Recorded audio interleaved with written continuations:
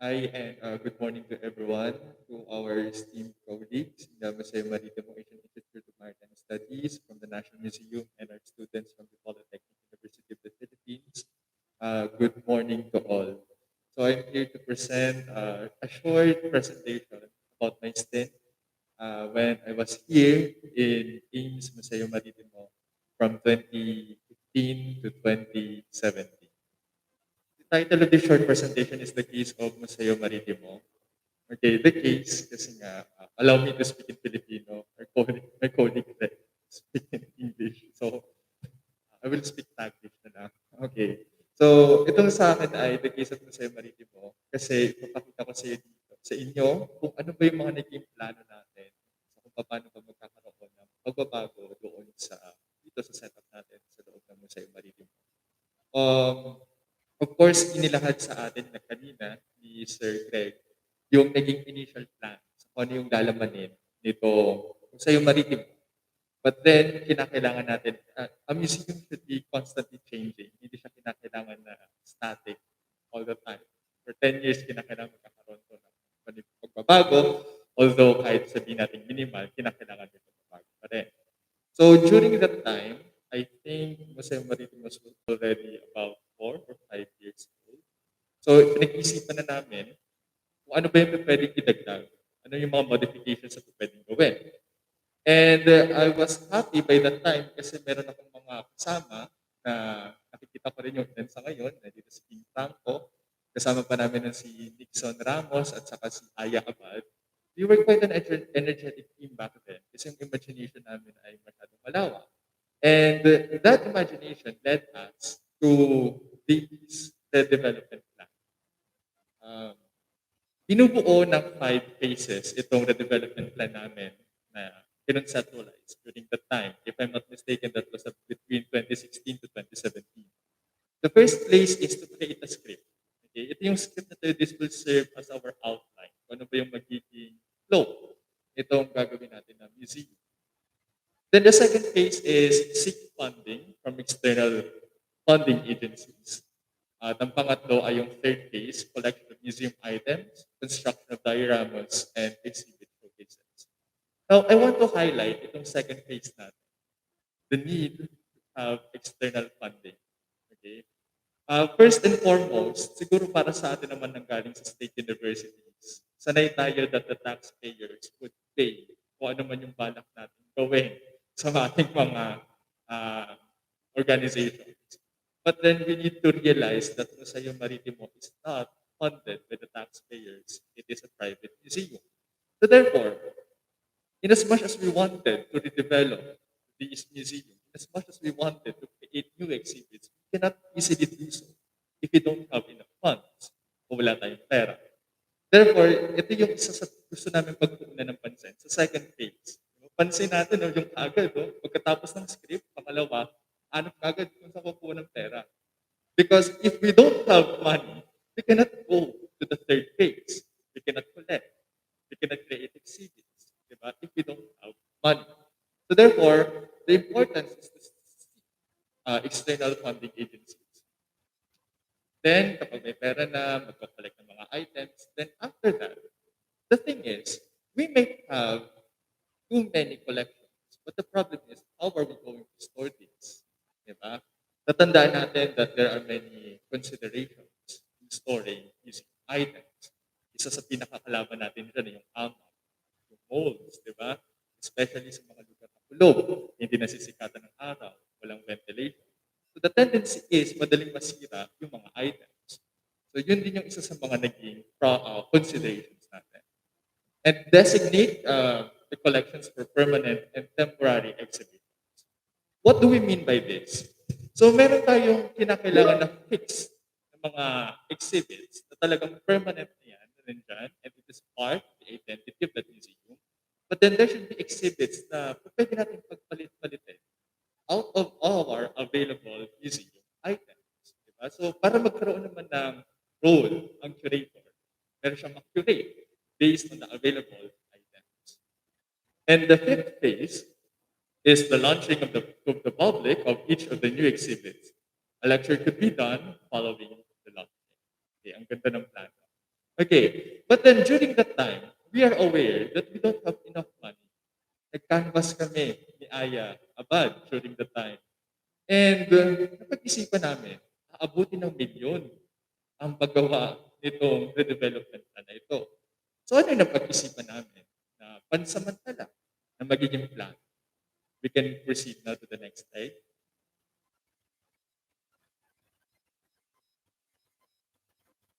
Okay. So ang nakikita niyo po sa ngayon, this is the floor plan, the layout of this museum, the existing layout of the museum. Next slide, please. So, nandito, makikita po natin, kasama sa naging plano namin, kung paano din i-develop yung office doon sa kabila. Siguro pagpasok nyo dito, makita nyo on your right side, may bakanting office. Ano gagawin doon? So, kasama sa plano namin yun na that could be a souvenir shop, that could be the museum office, and there could be an appropriate place to store our collections. Diba? So, all of these were carefully planned. Then, nag-isip din kami na magkakaroon ng parang workshop, working area, conference hall, kung ano pa man, in order to welcome visitors, in order to welcome our stakeholders, kung sino man po pwede natin ma-invite. And of course, para dito gawin yung pag-iisip sa kung ano ba yung mga gagawin natin na exhibits in the future. Next slide, please. Isa sa mga pinadala sa akin ni Sir Daryl ay yung tanong na, ano yung naging ambag ko sa Museo Maritimo? Konti lang, hindi naman ganun karami. Pero sa palagay ko, ang isa sa nakikita pa rin hanggang sa ngayon, ay yung dilaman namin na magkaroon ng marker sa labas. Okay? Kasi dati po wala. Okay? Most of the time, isa sa pinaka-problema namin sa paghahanap ng mga magtutour dito sa museum ay hindi nila alam kung nasa ng Museo Maritimo. Whenever we call travel agencies, they would ask, saan matatagpuan ang Museo Maritimo? Then the problem is, wala tayong marker. Hindi sila aware. Aware sila na mayroong Asian Institute of Maritime Studies na dadaanan nila sa Pasay, ang parating sinasabi, katabi ng DFA. Ngayon ang tanong, saan ang Museo Maritimo? So the initial plan is a tarpaulin ng Museo Maritimo, but then inilaban namin ni Aya na magkaroon ng stainless na marker. At ang ngayon, if I'm not mistaken, nakikita pa rin sa labas, itong marker natin ng Museo Maritimo. So that was the part of the redevelopment plan. And this sketch was drawn by Aya Abad. Next, please. So ito yung ilan sa mga naisip namin na magiging exhibits to maximize the space. If you can see, the space is quite small. Diba? But that doesn't mean na hindi tayo magkakaroon ng iba't ibang exhibits to highlight Philippine maritime heritage. So umpisahan natin yung script doon sa boat people. So what we wanted here is to present to our guests that the different groups in the Philippines had their different boat cultures. Parati natin sinasabi, mga Pilipino kakagalit, mga Ilonggo galit sa ganito, mga Bisaya galit sa ganyan, Cebuano galit sa ganyan, etc. etc. But then if you're going to take a look, there's a commonality. Ang dami naman nating commonality. And among that commonality is our boat culture. The concept of boat is present from Luzon to Mindanao and up to the different parts which were inhabited by the Austronesian people. So we wanted to highlight that boat culture. Okay? So that is the first part of our script. Alright? So ano-ano yung mga pagtutuunan ng pansin dun sa boat culture na yon? First, the people. Then, the kind of boat they produce. And the tools they use to produce that boat. Okay? Kasi mapapansin po natin in the dictionaries, iba't iba silang katawagan eh. Sa kung paano nalikatasa pa yung mga bangka, ano-ano yung mga tools na ginagamit nila sa paggawa ng bangka. So all of this could be highlighted in this exhibit. Next slide, please. Then we have this, naumpisahan na siya, the Balangay exhibit, but unfortunately, hindi na siya natapos because of the demise of Ray Santiago. Okay? So, if you would go there, sa part na yon, naumpisahan na ni Sir Ray Santiago itong Balangay exhibit na to. However, hindi na siya natapos. Next slide, please. Now, so first part ng script namin, we wanted to highlight the people who are creating different kinds of boats. Now, on this diorama, we wanted to highlight anong itsura niya mismo. Pinagtabi-tabi namin sila on a diorama. Mapapansin niyo doon sa plano namin na development ng museum na puro diorama yung nasa isip namin. Why? Because we cannot have very big exhibitions in this area. You can see how small it is. So we thought that having these dioramas could be an efficient way in order to communicate to our visitors kung ano ba yung meron sa kultura ng ating bansa through the use of these dioramas. Next slide, please. Then, isa din ito sa mga maganda nating pagtuunan ng pansin. Greg mentioned this earlier. Pero para dito naman i-apply natin sa museum setting. Diorama on the boat making process. You see, we have a very unique boat building process in the Philippines. Yung iba nga very gruesome eh. My students in pre-16th century Philippines knew na yung iba ay nag-aalay pa ng tao para maging matatag at malakas yung kanilang mga sakayan dagat. So different groups of people in the Philippines had their own different boat making traditions. And we wanted to highlight that in these diorama. Next slide. Now that we already communicated to our visitors that boat tradition of the Philippines, we wanted to extend it to the boat traditions in Southeast Asia, in our neighboring countries. Because you can see the similarity between our cultures. Kasi nga sinasabi natin, we are the Austronesian people. And we wanted to highlight na hindi tayo nag-iisa sa kultura na ito. This culture is shared not only by the Filipinos, but by other parts of Southeast Asia as well, and to those which were part of the Austronesian lands. Next slide, please. Then, yeah, the different boat cultures. Next po. Next slide, please. Yeah. Yung mga traditional boats na yon, technically that was part of the pre-16th century Philippines period. Then we will enter a new phase in Philippine history, the coming of the Spaniards in the Philippines. Nagkaroon ng panibagong boat culture in our country. In this case, hindi lamang mga balangay ang ginawa, kundi yung mga galyon. So dito papasok yung mga astilyeros, mga boat building facilities by the Spaniards and boat repair facilities in the country. Of course, different personalities in the social sciences would argue on this matter. I think from the National Museum itself, there are some who would believe na walang boat construction na ginawa sa Pilipinas. Kasi nga wala namang bakal sa bansa. Then others would say na hindi, meron as evidence by these artifacts, di ba? But then these different arguments from different professionals would suggest na mayaman itong boat making tradition na meron sa atin during the time of the Spaniards. Hindi na-highlight kasi yun eh. Ang tingin natin sa galyon parati sasakyan dagat ng mga Espanyol. Hindi natin naiisip karamihan pala sa mga yan, gawang Pilipino.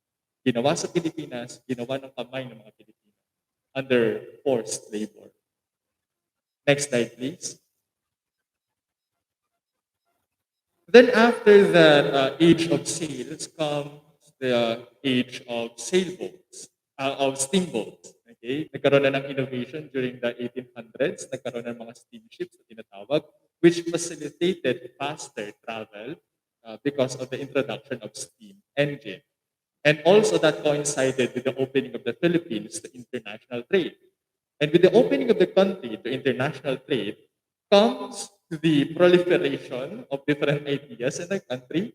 Nagkaroon ng mga ilustrado, yumaman lalo yung mga prinsipalya, pumasok yung mga kaisipan mula sa Europa, so on and so forth, and would eventually lead to upheavals in our country. Next slide. Okay. So, mapapansin po natin, yung pinakita ko sa inyo, kaya ang title ng slide natin is The Case of Museo Maritimo.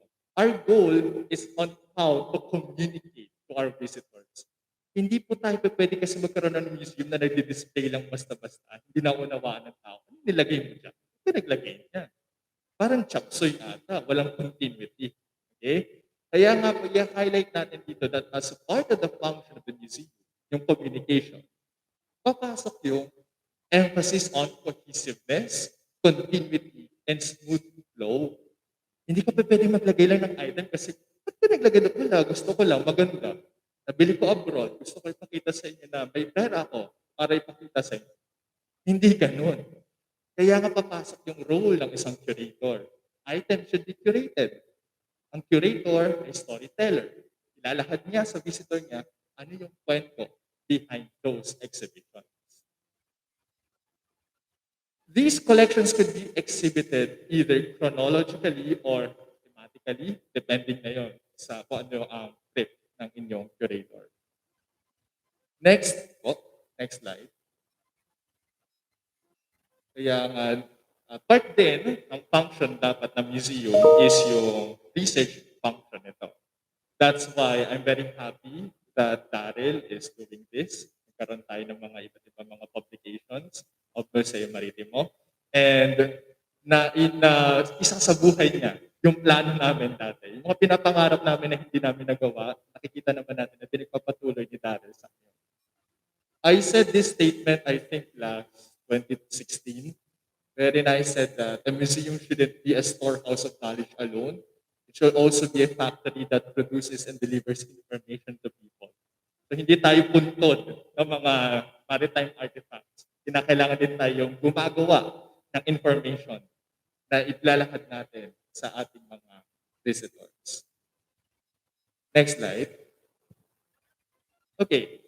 So, sinabi din ni Daryl na parang ito ay get together ng mga dating nagtrabaho dito sa Museo Maritimo. Kaya give me the opportunity to share some pictures we had when I was still part of this organization.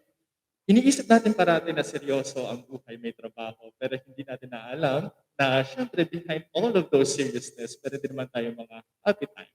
At isa sa mga paborito namin puntahan nung panahon na yon ay ang Pico de Loro. Okay. So, ang Pico de Loro, itong aming getaway destination parati. Every time na meron kaming strategic planning. Sa mga nagtatrabaho sa iba't ibang sektor, pag sinasabi nating strategic planning, yan ay isang professional way of saying outing. Okay. So, ito yung aming strategic planning na ginawa, if I'm not mistaken, in 2016 ata or 2015 sa Pico de Loro. And we can see different people.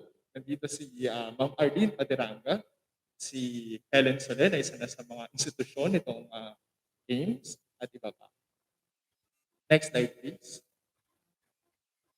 Okay, so sa mga pagkakataon na ito, syempre nakikita natin, akala natin napakaseryoso, pero nagtatawanan din naman kami. At din may mga pagkakataon na nakaka-invite tayo ng mga big time, ng mga personalities. So, noong 2016, I think that was the fight na inilalaban talaga natin yung ating karapatan sa West Philippine Sea. At nagkaroon ng iba't ibang mga roving exhibitions. Si Justice Carpio, yung Historical Truths and Lies. If I'm not mistaken, this is 2015 or 2016. But then we were able to invite him to speak here in Ames. So ito yung mga kasama natin noon. Next slide, please. So yan yung aming before and after. Okay, sa matapos ng aming paghihirap sa paggawa ng exhibit na yan, ay naabot kami ng gabi sa pag-come up sa kung paano ba namin i-arrange yung mga iba't ibang mapa na ito. Next slide. Yan. O, nasobrahan ata. Babalik lang po. Isa pa po. Yan, okay. Ito yung pagpapanggap natin. Okay. Kidding aside, ito yung mga nakikita natin na pag nasa museum tayo, nakikita lang parati natin na ayos na. Ang ganda ng pagkakapresent. Hindi natin nakikita ano ba yung background yan. Ano ba yung ginagawa natin para makapag-present tayo ng maayos sa tao. So, every time siguro pag pumupunta tayo sa iba't ibang mga museums, isipin natin, sino-sino kayong mga tao na nag-isip nito? Sino-sino kayong mga tao na naghirap para ayusin itong mga exhibits na to? Most of the time, hindi na natin yun kasi naiisip. So, during the time, talaga yung mga SFS naman natin, yung nakakatulong dito sa pag-aayos. Next slide po. Then of course, ito yung mga pagkakataon na nakapagpa-picture tayo sa kay Ray Santiago, yung maong late Ray Santiago. And I think nakaapekto siya sa akin in such a way na nagkaroon ako ng talagang malalim na interes sa maritime history. Okay? Kasi kung makakadaupang palad ninyo si Mang Ray, madaldal ang handa. Oo. At yung mga daldala namin na yun, talagang kikilitiin ang imahinasyon mo sa kung ano ba yung meron sa nakalipas. Di ba? Marami siyang may relate sa'yo. So, yun din yung nagbigay sa akin ng inspiration and motivation para lalo pang pag-aralan ang maritime history of the Philippines. Next slide. Then, kanina, sinabi ko sa inyo that a museum cannot function without funds. So, isa sa mga nagiging fundraising activities ng Museo Maritimo through the Special Projects Office ay yung pag-conduct ng fun run. So, nag-umpisa to nung panahon nila Greg, kasaysaran. Nagkaroon ng iba't ibang version.